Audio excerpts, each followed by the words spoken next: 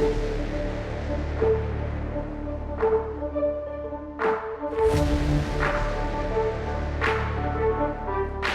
we'll see if they can make it work. Mofu, I guess for some of the new players, before we jump into this, since this is never going to be more relevant, let's talk about amulets a little bit. How do they work? What does the countdown mechanic do? In your best 2 sentences, and we're going back to school here, what is an amulet in Shadowverse? Whoa, 2 sentences. Now I'm like actually nervous about how I word this. Mofu Okay. for 2 sentences. Oh boy. Amulets are permanent, controlled objects on the board that are not creatures. Some of them have countdown as a major featured mechanic within Haven. As you can see here, countdown 3 on Globe of the Starways. Every single time your turn begins, it goes down by 1, hence countdown. And when they pop in Haven, or when countdown reaches 0, it is destroyed and inactivates a last word effect. So getting into this match specifically, we'll see Haven sort of plays out this very erratic playstyle where it opens the game doing very little each turn, just playing out some amulets and trying to get these huge swings of tempo or card draw later on when they actually pop. That was way more than 2 sentences, Mofu. I was thinking that was like 3 sentences with a really long one. That was at least 2 paragraphs. I think we could have stretched that at least Yeah, to I had 2 to paragraphs. like bend like 90 degrees and write down the side of the page, but I almost made it. Oh my gosh. Well, that's okay. I mean, I think people get the idea of what amulets do by now, at the very least. Whether they play Shadowverse or not, or even have heard of the game, they now know what amulets do. I think. In my PowerPoint presentation, amulets this time. Last time it was mail of obliteration. But so funnily enough, if we were actually describing amulets in a game, this is actually one of the rare times we also see a control list on the side of Dragon. I believe that's Eplicas, or I'd have to check it. But Polyphonic Roar is actually one of the only amulets that's been frequently played in Dragoncraft. But I also find it very interesting to see it come out here if Botalz knows. Alright, it's Botalz, my bad. That his opponent is playing something like Stormhaven. Because it's a pretty slow running card. How do you feel about this matchup yourself? I don't know. I mean, I think it is Stormhaven. You know, it is a very aggressive Haven deck looking at it. And usually I would think this thing would have to be much faster, much, more out of the gate than it has been so far. Botalz has put up a pretty good defense. You know, he stayed at 20 life the entire game, and he's about to evolve to take the board back and stay there. It doesn't feel very good for Eplicas right now. I guess the amassment of resources on the side of Botalz here is just like, even with Sybil being nerfed, it's still Dragon's still a class that's still very easily capable and consistently getting to like 10 play points or just around this range by the time its opponent is just like, oh, still on turn 5. At the very best can march hairs. But Eplicas does have a pretty decent command of the board. It's just a matter of dodging or being able to figure out a way to deal with Bahamut's. Right. I would say that he has the board, right? The board is his at the moment. But with Botalz being twice his play points, I don't think it's going to last very long. I think one interesting thing that I do want to talk about, like touch a little bit while we have it here, the first North American Shadowverse Open shot of looking at Sybil, her changes. She was recently changed from a 4/5 base to a 3/4 base and an evolve. She's not a 6/7 anymore. She no longer has what we call Sybil stats. The flagship card no longer has its flagship stats, Right. and is now it's a 5/6, right? I think when it evolves. That's correct. Yeah. So just lost that 1/1. Have you played Dragon since the change? I have not, even though I have Aldos. It's just like, even though I have the animated as Even well. though I have Aldos, that's a reason to play Dragon. that is like one of the main highlight reasons to play Dragon, I swear. But it's I touched on this a lot yesterday, but to get back into this sort of topic, it's like in Shadowverse, I think one of the very most important concepts of the game is tempo, like without a doubt. It's being able to make sure that every play that you make is not just capable of solving the problems your opponent has posed forth for you, but is also capable of landing some kind of question for them to have to answer. And I think Sybil is like the very symbol of that, or at least used to be. When they lose, Right. or when cards lose stats in just a tiny capacity, even just -1/-1, or even Soul Squasher's loss of 1 defense, it can lead to situations where these cards that used to create these huge swings of, now I have something you must deal with, and I dealt with your thing, no longer quite gets in that same kind of effectiveness, and it's just a huge difference, really. It definitely is. It's kind of like almost like the difference we saw, not quite what the difference we saw with the big knuckle bodyguard changes, but like that change was huge. That was not a stat change, but rather upping the play point cost just by 1, and that card went from being like devastatingly oppressive to near unplayable, right? So even like subtle Right. changes, going off what you said earlier, subtle changes can have like a huge change.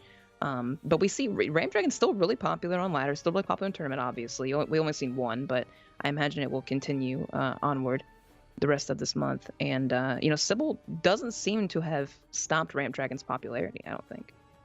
Yeah, in fact, Sybil's change hasn't even really seemed to have justified cutting a single copy or more. It's like she's still so core to Dragon as a card. A lot of people have sort of described her this way, but they haven't taken away her ability to ramp, her ability to heal, her ability to still sort of get decent trades in now.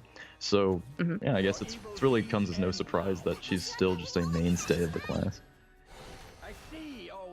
Really makes you wonder, if she's still just so great.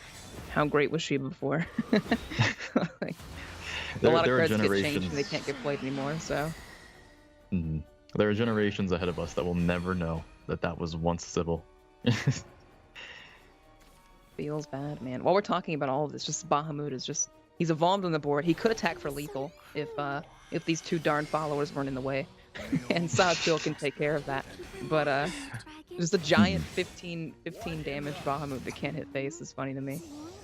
It was actually like the only time, I think, or one of the rare times I've actually seen Bahamut get evolved to trade. But yeah, to go back to the way that game sort of resolved itself, Botalz managed to land a perfectly strong Bahamut that just wiped Eplicas' original advantage. And after that, we did get to see Eplicas fight out against his lack of evolution points by trying to flood the board as much as he could.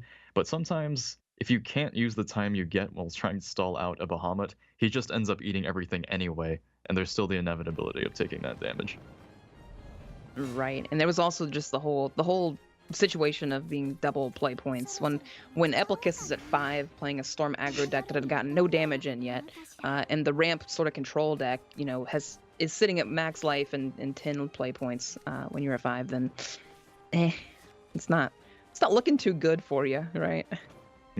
Like, regardless of whether Sybil's easier to trade into, if Dragon sort of gets its win condition, which I could easily just chalk up to having this massive play point advantage, it's like, so what if I can trade a bit more easily?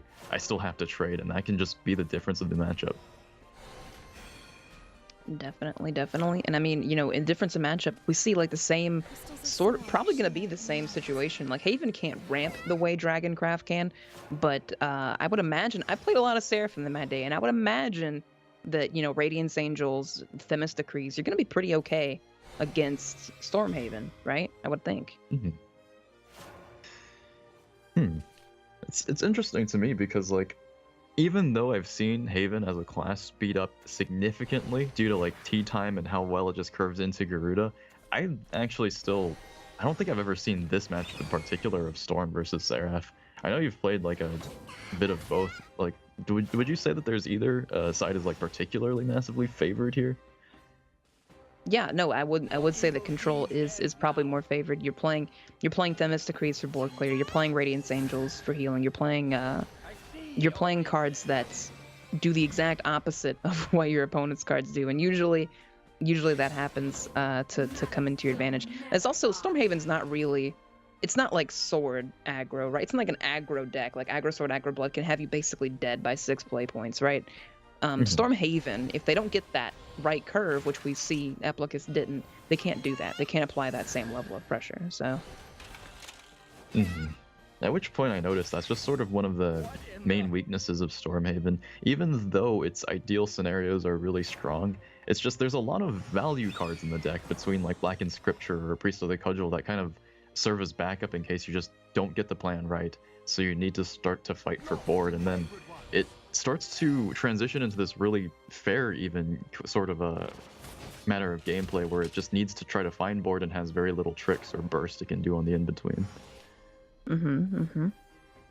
tricks and bursts, I think, are it's kind of like all Stormy really does is it hopes it gets a curve and tricks and bursts you.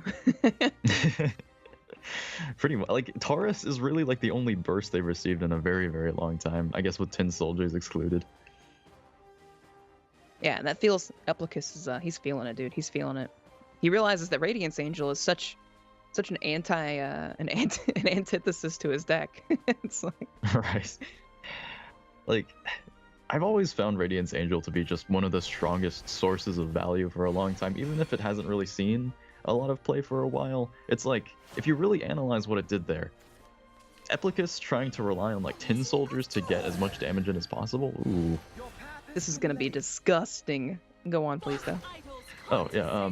Not only did Radiance Angel in this scenario put on an extra body that just swings for a massive amount of damage with the Stark Jun, but it also technically discarded effectively one of Eplicas' Evo points because it just completely undid the face damage that Tin Soldier was evolved for in the first place. Exactly. It was like, 3 damage done, 3 damage healed. Just like, did that even really happen? It was, I think Botalz just like, he saw Cudgel come down. He just like shakes his head. He's like, yeah, whatever. I knew that was gonna happen. Whatever. I mean, if our guy had another Dark Jun in hand, that would actually have been Disgusting. Yeah, that was the word you're looking for. And lethal. That Yeah, was- that's also one of the words. Yeah. I was thinking about it and I paused for a second because I saw the Hollow Dogma in his hand. I was like, wait, is that? It's a good setup, but I thought for a second, oh my gosh, if he actually has enough to pop the Beast Call area, he would have had the setup right there. So anyway, this is how Seraph Haven wins. It's its win condition of just kind of smashing face the entire game. Yeah, but remind people at home that Botalz is actually playing a control deck. He's playing Seraph Haven. There are 2 Seraphs. It doesn't look that way, but Eplicas is like, he's just done. He's dead also. He's just dead. He dies to Dogma here. I feel bad for him. Like, I think Exo has touched on this before, but oh my gosh. All right. And just like that, Exo had touched on it before, but Dark Jun just absolutely shows herself off in that game. She I don't can. even She need can another win. like destroy you, like just absolutely destroy you. Well, okay. Maybe Botalz should have just kept playing Seraph Haven for the entire Right? round robin. Yeah. That went so well for him, dude. He just elbow dropped Eplicas there, the top of the group, just 2-0. Nothing to it. Both games.